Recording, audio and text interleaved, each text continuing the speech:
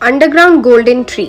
शारजापुर में शाकिर शेट्टी नाम का एक आदमी था। उसने अपनी इकलौती बेटी की शादी धूमधाम से की। उस शादी के बारे में पूरे गांव में बड़े गर्व के साथ लोग कहने लगे, अरे तुम लोगों को पता है क्या, अपने साकेत शेट्टी जी उसकी बेटी को कन्यादान में पूरी की पूरी लॉरी जितना सोना दे रहे हैं।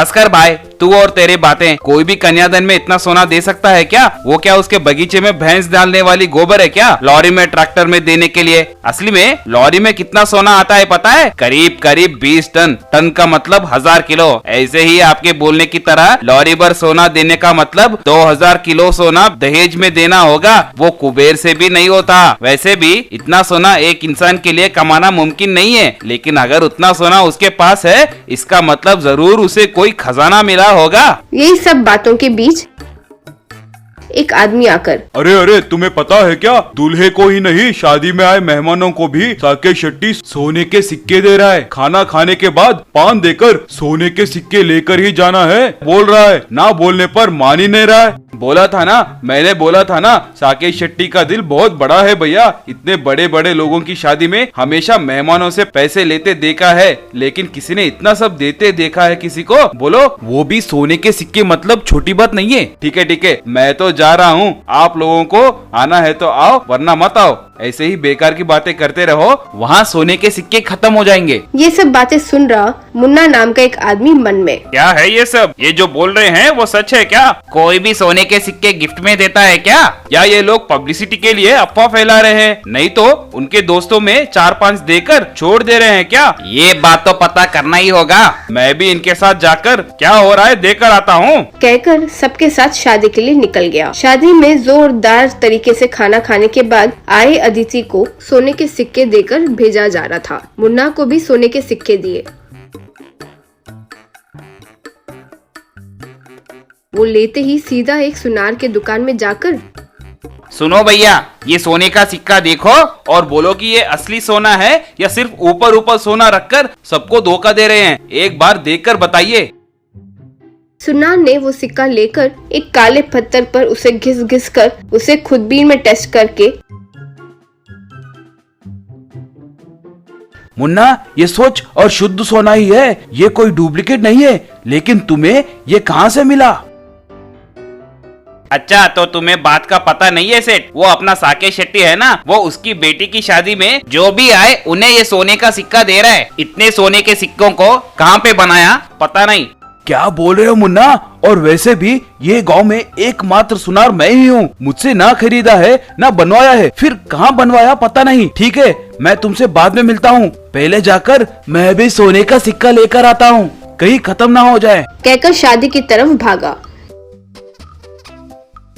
ये देखकर मुन्ना, फिर भी इतने लोगों को वो सोने के सिक्के बांट रहा है, तो और कितने सोने के सिक्के होंगे इसके पास? कुछ तो हुआ है। रात को उनके घर के पास एक अंडरग्राउंड सुरंग है, वहाँ से जाकर वो सारे सिक्के मैं रख लूंगा। यूँ सोचा। उस दिन रात शाकिर शेट्टी के घर के पास सबसे छुपता हुआ जाकर मुन्ना वो अंडरग्राउंड सुरंग बनाकर जाता गया। जैसे जैसे वो सुरंग के अंदर जा रहा था, वो सीधा शाकिर शेट्टी के घर के नीचे खुलने वाले सुरंग ओपन हुआ और वो सीधा चेम्बर में गिरा। वहाँ देखते ही एक अंडरग्राउंड गोल्डन ट्री था। वो देखकर वो शॉक हो गया। अरे भगवान, इसके पास कितना सोना है स्वामी? ये सच में सोने का पेड़ है या सोने का बनाया हुआ पेड़? ऐसा तो इतना बड़ा सोने का पेड़ मैंने पहली बार देखा है। इतने बड़े सोने के पेड़ को अगर मैंने इसकी डाली को काट कर भी जाकर बेचा तो लाइफ सेटल हो जाएगा। ऐसे ही मन में बात करते वक्त शाकिर शेट्टी वो चेम्बर में अचानक से आ गया। वो देखकर मुन्ना ठक करके अलमारी के पीछे जाकर छिप गया। शाकिर शेट्टी वो सोने के पेड़ को नमस्कार करते हुए, देवी स्वर्ण वृक्ष राजा, मेरे सोने का कल्प वृक्ष, मेरे घर का देवता, आपकी कृपा से मेरे परिवार में कोई चिंता ना होते हुए हम खुशी से और अमीरी से जी रहे हैं। आपकी कृपा से मेरी बेटी की शादी बड़े धूमधाम से करवा दी। आने वाले मेहमानों को गिफ्ट में आपके दिए हुए सोने के सिक्के दिए हैं। थोड़े और मेहमानों को देना बाकी है, अगर थोड़े से और दोगी तो उनको भी दे देता हूँ। वो पेड़ जैसे ही अपने डाली को हिलाई, एकदम से सोने के सिक्के नीचे गिरे। उन्हें पकड़ता हुआ शेट्टी, देवी सब आपकी कृपा है देवी, कहकर उन सारे सिक्कों को पोटली में बांध करके ऊपर ले गया। ये देखकर मुन्ना शॉक में था। वो पेड़ के पास जाकर हाथ जोड़कर नमस्कार करते हुए।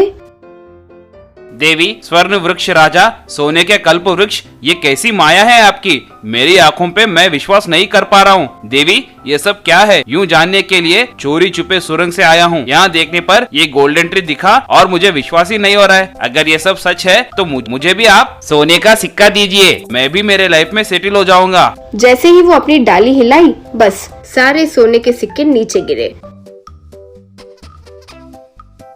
बस उन सबको उठाते हुए यहाँ वहाँ देखे बिना ही मुन्ना, देवी, महादेवी धन्यवाद, देवी धन्यवाद। ऐसी ही जल्दी में वो सब सिक्कों को वही सुरंग से बाहर लेकर वो सुरंग को भर दिया। जो भी सोने के सिक्के थे उन्हें दूसरे गांव में बेचकर आए हुए पैसों से अच्छा घर बनाकर एक नया बिजनेस शुरू करके खुशी से जीने लगा। श्यामलाल नाम के गांव में रवि किशन नाम का व्यक्ति हुआ करता था। रवि किशन बाइक्स का पागल था। एक दिन रवि किशन अपने पिता से, डैडी, अब मुझे इस देसी बाइक जम नहीं रहा है, मुझे एक 1200 सीसी वाला विदेशी बाइक खरीद कर दो ना। रे, मेरे कमाए सारे पैसे सिर्फ तेरी बाइक पर ही खर्च कर रहा है रे, बिना कोई काम काज किए। ये क्या बाइक का पागलपन लगा रखा है? और वैसे इतने छोटे से गांव में उतनी महंगी बाइक पर घूमकर क्या हासिल कर लेगा रे? इस गांव में मेरी फैन फॉलोइंग के बारे में आपको अंदाजा नहीं है पापा। मुझे और मेरी बाइक को लोग आंखें फाड़ फाड़ के देखते रहते हैं, पता है आपको? इसलिए मैं सोच रहा हूं कि इस बार उनको मैं अपना विश्व रूप दिखाऊंगा। अगर आपने मुझे वो बाइक खरीद कर नहीं दी तो मैं ये घर से निकल जाऊंगा, बस। रामकिशन फिर बेबस होकर उसे वो बाइक खरीद कर दिया। फिर उस दिन से रवि किशन उस बाइक पर जोरों से घूमता रहता था। वो छोटी छोटी गांव की गलियों में वो 100 की स्पीड पर चलाता था। उससे डरकर दूसरे माँ बाप अपने बच्चों को गली में घूमने नहीं देते थे। एक बार कुछ औरतें वाटर टैंकर के पास घड़ा लेकर क्यू में खड़ी थी। रवि किशन तेजी से आकर उन घड़ों को मारते हुए चले गया। वो सारे घड़े हवा में उड़ने लगे। अरे नालायक, भगवान करे तो लंगड़ा हो जाए। एक बार एक इलेक्ट्रिशियन एक सीढ़ी पर चढ़कर करंट पोल पर काम कर रहा था। रवि किशन तेजी से आते हुए उसकी सीढ़ी से टकराया। बेचारा वो इलेक्ट्रिशियन घबराकर उस करंट के वायर्स को पकड़ लिया और शॉक लगकर नीचे गिर पड़ा। इस तरह रवि किशन अपने बाइक से उस गांव में सबको परेशान करने लगा। उस गांव में मोतीलाल नाम का दर्जी हुआ करता था। मोतीलाल का पोता पिंटू उसकी मदद करता था। मोतीलाल की दुकान के आगे हमेशा वाटर पाइप लीक होने के कारण उसकी दुकान के सामने हमेशा कीचड़ भरा रहता था। एक दिन रवि किशन उसकी बाइक पर तेजी से उसकी दुकान के आगे से गुजरा। वो सारा कीचड़ हैंगर पर लगे कपड़ों पर उछल गया।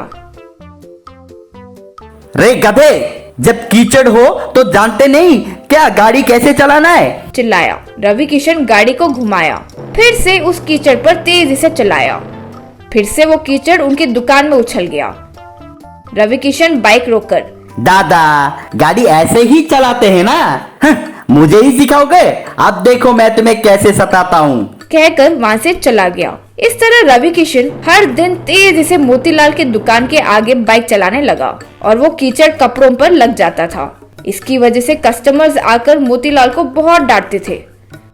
वो देखकर पिंटू बहुत दुखी होता था। एक दिन पिंटू, इससे किसी भी हाल में सबक सिखाना ही होगा, सोचा। रवि किशन का बाइक उसके घर के आगे पार्क किया हुआ था। पिंटू धीरे से जाकर उस बाइक के साइलेंसर को एक बड़ा सा गुब्बारा जोड़ दिया।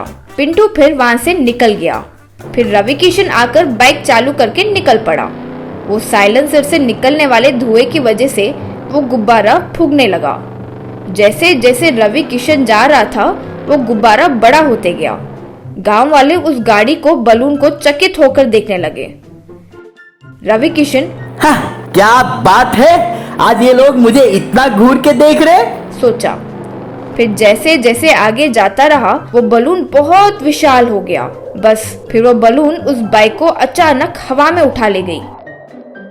बचाइए, बचाइए, मैं हवा में उड़ने लगा हूँ, कोई आकर मुझे बचाइए, मुझे नीचे उतारिए, यूं चिल्ला रहा था। वो देखकर एक आदमी, तुझे अच्छा सबक मिला रे, देखो क्या होता है, अब तुम एंजॉय करो, एंजॉय करो। वो बलून फिर रवि किशन को गांव के ऊपर इधर उधर उड़ाने लगी।